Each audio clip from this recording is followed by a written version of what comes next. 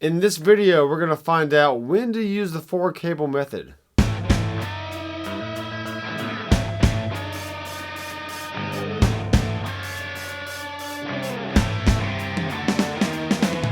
Hey guys, welcome back to the channel. I am Dr. McFarland, and if you haven't done so already, feel free to subscribe down below and click the bell so you'll be notified every time I release new content. And what I have before us is a small pedal board with a sonic harmonic from Midnight 30 Music, a full-tone GT500, a Atlantic from NuX, a Blue Guitar Blue Box speaker emulator IR, which I'm not using right now, but I'll do that in the future videos. And the amp we're using is the Quilter Interblock 45. So what's great about this board is I wanted to keep it real simple, and I was going to hook up everything through the 4-cable method. But once I got to running all the cables, I was like, well, you know, I don't really think I need a 4-cable method with this setup, and I'm going to show you why. So the Interblock 45 sounds really good pretty much at any volume level. So I'm actually going to keep the master pretty low just for the recording purposes, and also keep the gain a little bit lower so we have a nice clean headroom on the amp, and then we'll have all the dirt being provided with the actual pedals on the board. So the sonic harmonic has some good mid-range content, but it's not overly honky, so it still has a very smooth sounding overdrive. And the GT500 does have a booster OD and a distortion side, so I can get a lot of different flavors between these three different pedals. And then the Atlantic is going to provide the delay and the reverb going into the amp because I don't have actual reverb on the amp itself. So usually I would like to run my delay, reverb, tremolo, chorus, stuff like that into the effects loop. But since we're using the amp in a cleaned format, I don't really think we're going to have to do that. So here's the clean tone of the IB45.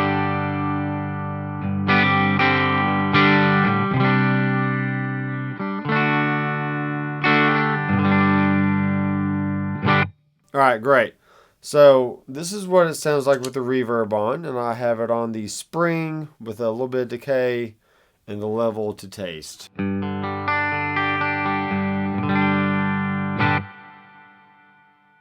Okay, we could probably stand to bring down the decay a little bit.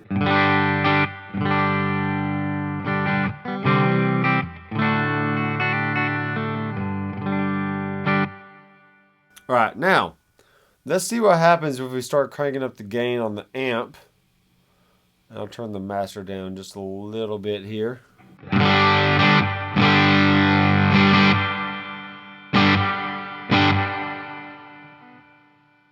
Alright, so you hear that the reverb gets overly accentuated when you run that to the front end of a overdriven amplifier.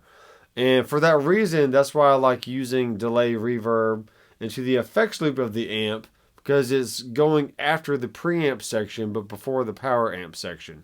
Now effects like overdrive and distortion, and also phase and flange, any kind of filter effects like a wah pedal, I prefer those going to the front end of the amplifier because it's adding the overall character and also pushing the front end of the amplifier as well. So this is what the sonic harmonic sounds like going into the front end of the amp. I'll turn the reverb down just a little bit here.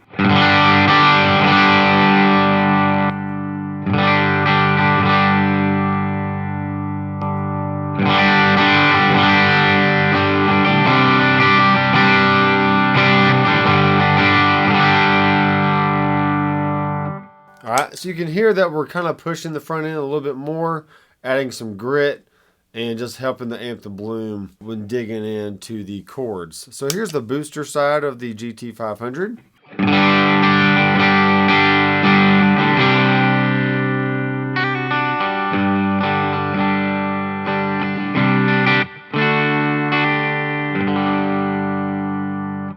Alright, and here's the distortion.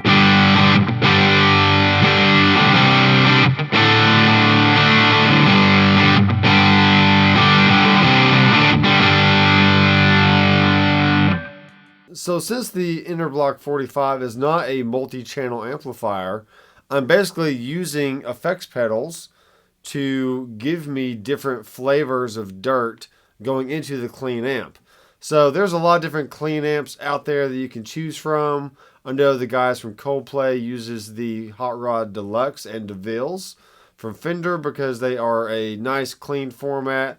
They have tons of headroom and they take pedals really, really well. So when you're choosing an amplifier, pedal platform friendly, and that it also has an effects loop if you even desire to use effects in the loop at any given point in time.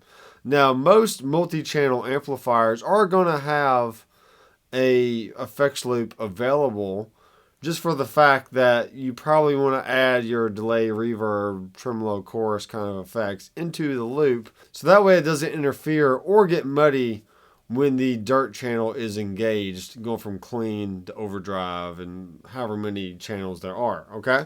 So what's great about this little setup is it's small, and I really don't have to worry about extra cables going to and from the reverb and delay, because I'm just going to set the amp up basically clean and then just use the pedals as my dirt. So I have a lot more room on the master volume to get a lot louder if I need to.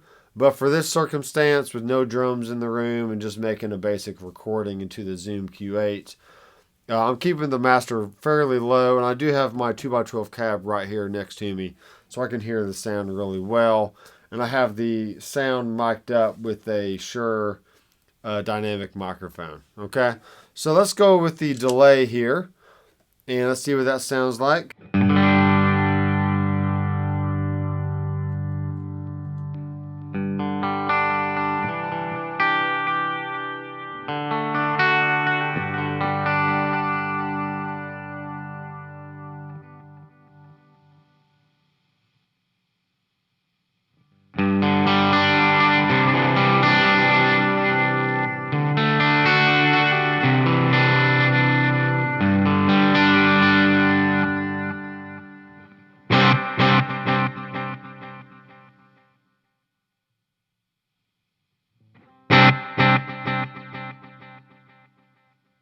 Okay, so I definitely prefer a cleaner amp, and now we can kick in some distortion.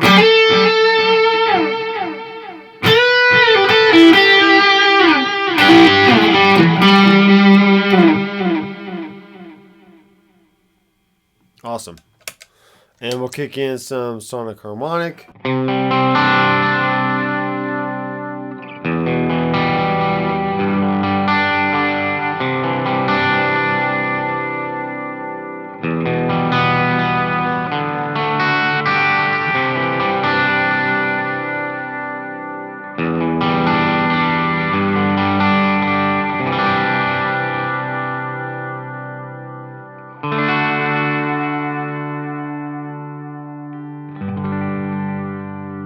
So let's talk about some other effects that you can put into the effects loop that would be beneficial to the overall setup.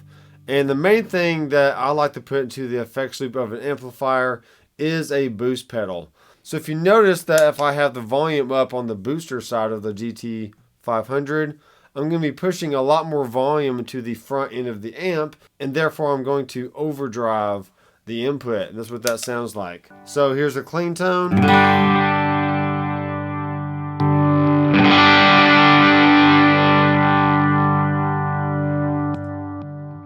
Alright, so that's with the drive all the way down, but simply the volume raised high enough to where I'm pushing a lot more gain into the front end of the amp.